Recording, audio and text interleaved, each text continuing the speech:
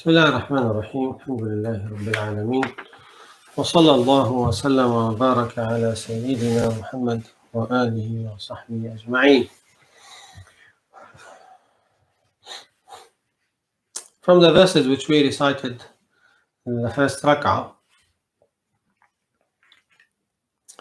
verse number 23, إن الذين آمنوا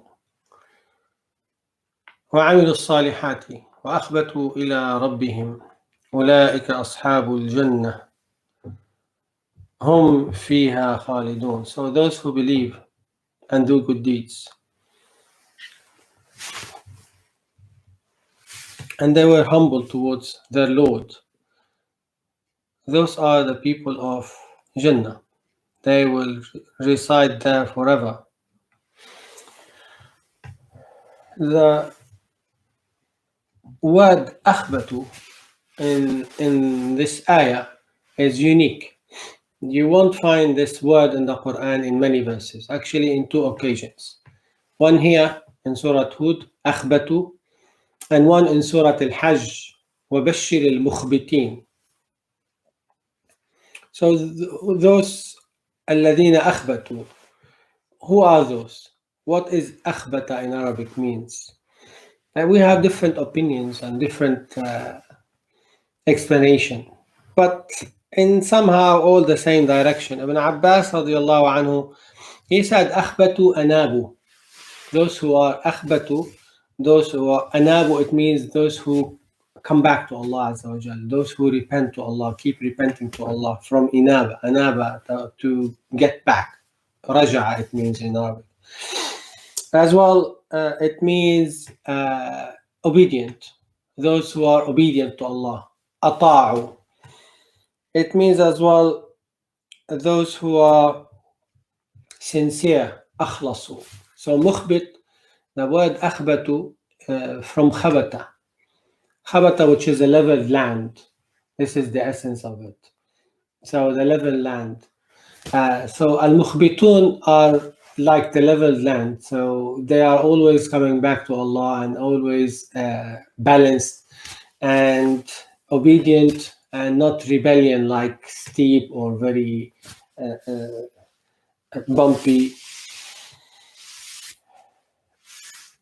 So this is number one, which Allah Azza wa Jal mentioned here in Surah Hud, verse number 23.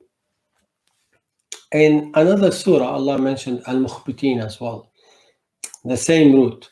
Al-mukhbitin as well, those who are humble. In Surah Al-Hajj, verse number 35. So towards the end of the ayah, Allah subhanahu wa ta'ala says, 34, 35, a couple of verses. وَبَشِّرِ الْمُخْبِتِينَ. وَبَشِّرِ الْمُخْبِتِينَ, give good news for those who are humble. So good news for the humble. And what are the description of the humble? Beautifully, the next ayah, 35, Allah subhanahu wa ta'ala says, الَّذِينَ إِذَا ذُكِرَ اللَّهُ وَجِلَتْ قُلُوبُهُم. Those when Allah's name is mentioned, their hearts feel tremble, feel tranquility.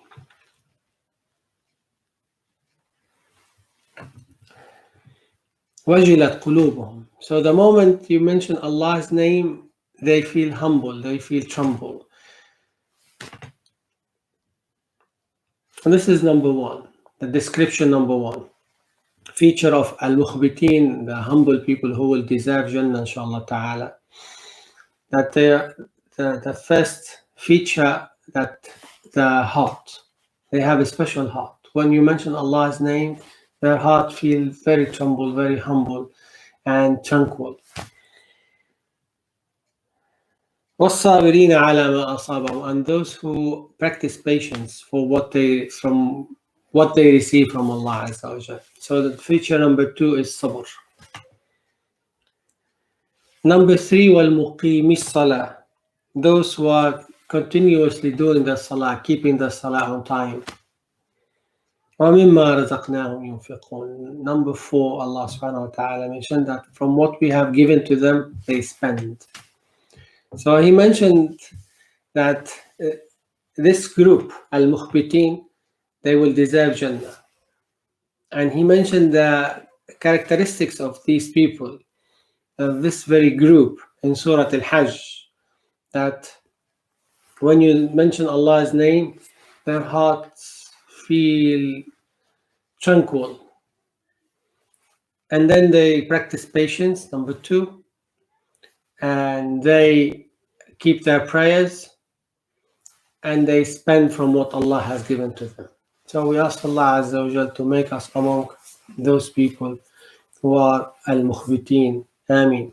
And in the same page here, Surah Hud, I have to tell you, we have in verse number 28 from the longest words in the Quran. So we have longest ayah in the Quran, which is Ayatul Dain, and we have the longest surah in the Quran, which is Surah Al-Baqarah, and we have the longest word in the Quran, which is among the longest words here. We have around 3 words, longest words in the Quran. And verse number 28, أَنُلْزِمُكُمُوهَا, shall we enforce it on you? Just one word, you translate it in 3-4 words in English.